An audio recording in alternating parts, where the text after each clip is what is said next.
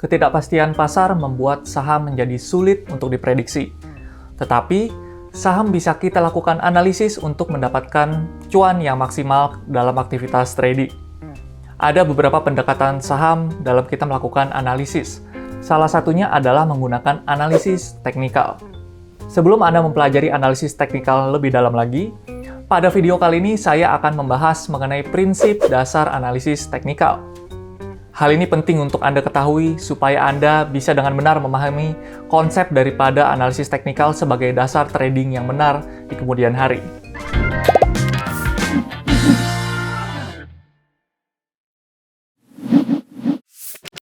Halo kawan Visto semuanya, selamat datang di EduFast by Investasiku. Pada video kali ini saya akan membahas mengenai prinsip dasar analisis teknikal. Hal ini perlu untuk Anda ketahui supaya Anda bisa melakukan trading dengan benar dengan memahami konsep daripada analisis teknikal. Tanpa perlu berlama-lama lagi, yuk kita masuk ke materinya. Sebenarnya siapa sih pendiri daripada analisis teknikal atau siapa nih yang menemukan analisis teknikal pertama kali? Kalau kita melihat secara historis, analisis teknikal ditemukan oleh orang yang bernama Charles Dow.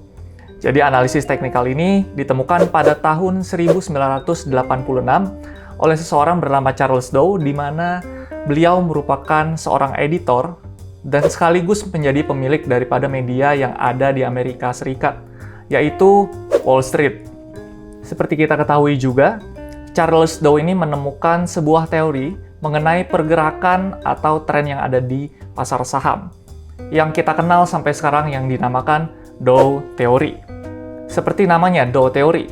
Di dalam pergerakan pasar saham, di sini kita bisa melihat sebuah harga yang memang bergerak seperti ombak. Ya, jadi sebuah harga itu pasti ada pergerakan riak-riaknya. Nah, ini yang kita pelajari di dalam prinsip analisis teknikal. Jadi kita masuk ke dalam prinsip daripada Dow Theory. Terdapat 6 prinsip-prinsip dasar analisis teknikal. Yang pertama ada the stock market discount all news, atau mungkin kawan Visto semuanya mengenal the price action discount everything. Lalu ada yang kedua, yaitu the market has 3 movement. Yang ketiga ada the market has 3 phases. Lalu yang keempat, stock market average must confirm each other. Lalu yang kelima ada trends are confirmed by volume. Lalu yang terakhir, trend exists until definitive signals prove that they have ended. Mari kita langsung masuk ke prinsip yang pertama, yaitu the stock market discount all news. Artinya segala aktivitas atau segala pergerakan market yang ada ini sudah terefleksikan di dalam chart. Misalkan, kalau kita melihat di sini ada chart yang Anda dapat perhatikan dari sebuah harga batubara. Di tahun 2022 harga batubara naik ke titik tertingginya, hampir mencapai 400, bahkan hampir mencapai 500 US dollar. Kalau kita perhatikan chart ITMG, di sini mirroring dengan harga batubara, di mana pada tahun 2022 harga saham ITMG ini juga naik mengikuti harga daripada batubara. Artinya apa? Segala kejadian atau kenaikan daripada harga batubara ini sudah tercermin di dalam kenaikan harga saham di sektor batubara. Sehingga investor bisa nih menggunakan suatu teknik atau strategi di mana kita bisa melihat indikasi kenaikan daripada harga saham itu sendiri dengan mencermati news-news yang ada sebelum harganya itu naik atau sebelum harga saham yang Anda incar ini keburu terbang. Itu prinsip yang pertama. Jadi kita harus tetap ya update market, update segala isu yang ada, dan update segala kondisi fundamental tentang perusahaan tersebut. Karena semua sudah tercermin di dalam pergerakan harga saham. Kita masuk ke prinsip yang kedua. The market has 3 movement. Jadi di dalam prinsip yang kedua ini, dalam sebuah pergerakan harga atau sebuah tren, kita mengenal adanya pergerakan riak-riak dari sebuah ombak. Di mana riak-riak tersebut dapat kita kategorikan menjadi 3 gerakan. Yang pertama adalah primary movement, secondary movement, dan minor movement. Untuk visual Anda bisa melihat di gambar chart berikut. Nah, gunanya apa sih kita mengetahui 3 gerakan ini? Manfaat daripada kita mengetahui 3 gerakan ini adalah kita bisa menerapkan strategi trading maupun investasi ketika kita akan masuk atau exit daripada market tersebut. Misalkan sebagai contoh, kita sedang melihat sebuah saham yang bergerak uptrend. Ketika saham tersebut mengalami koreksi, kita bisa melakukan pembelian atau yang disebut juga dengan buy on weakness.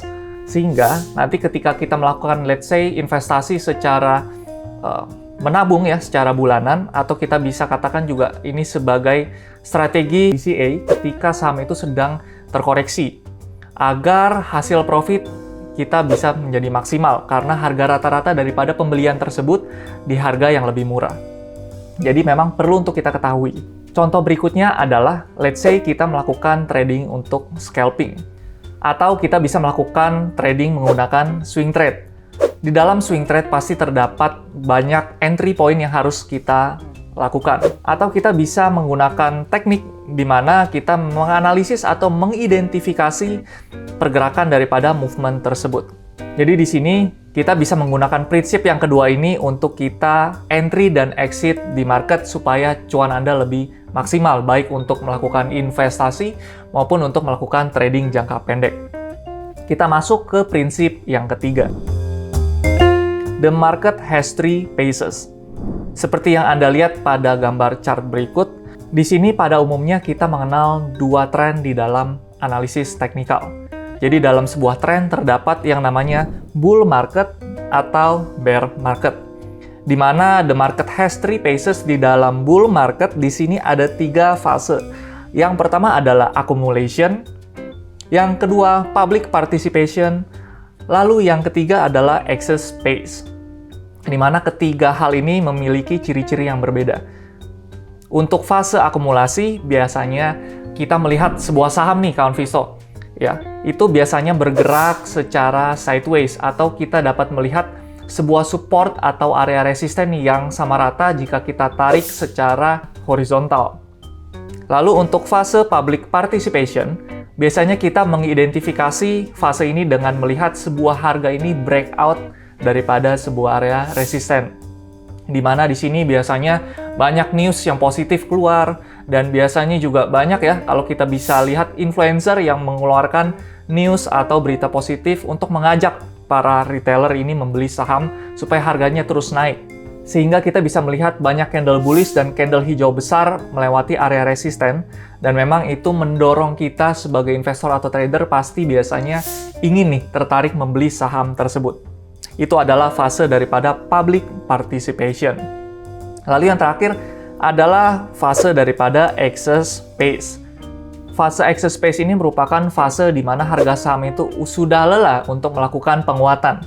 Dan kita bisa lihat secara visual sebuah harga ini bergerak cukup stagnan ya di area sebuah resisten atau di area resisten yang bisa kita sebut sebuah atap yang menahan sebuah harga ini untuk naik lebih lanjut lagi.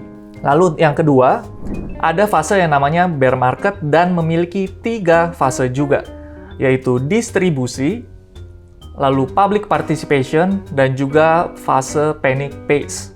Jadi pada fase distribusi biasanya kita dapat melihat secara visual harga itu akan bergerak sideways, yang artinya saham itu akan bergerak stagnan dan tidak mampu untuk mengalami kenaikan lebih lanjut. Dan pada fase ini akan dilanjutkan dengan fase public participation. Pada fase public participation, saham itu akan breakdown daripada harga sebuah support.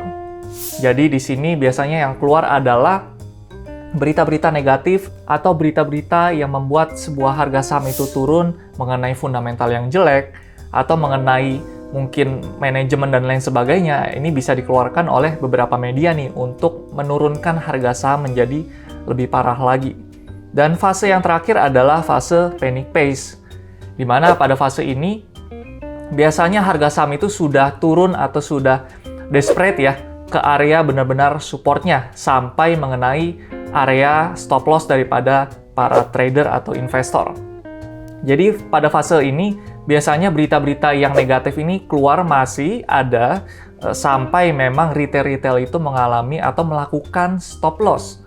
Nah, pada saat ini biasanya justru para big money memborong harga-harga saham dari para retailer ini di harga yang diskon. Sehingga pada akhirnya semua fase ini menjadi lingkaran setan. Sebagai seorang trader, kita harus mencermati fase-fase ini lebih detail dan seksama lagi agar kita tidak tertipu nih di mana kita berada atau di mana fase ini sedang terjadi dan kita bisa meraup cuan yang maksimal dari mengetahui fase-fase ini.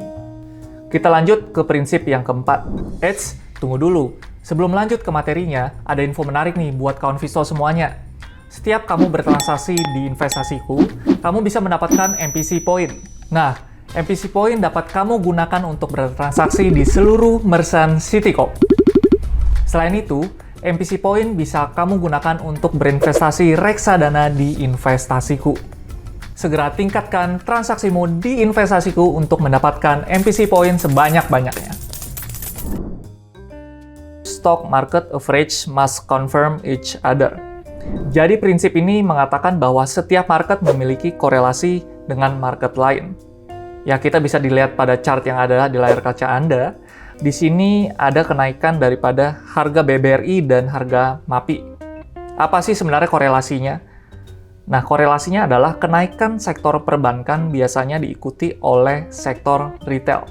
Yang artinya jika kita ingin mengkonfirmasi apakah sebuah sektor ini benar naik atau tidak, kita bisa melihat sektor yang lainnya.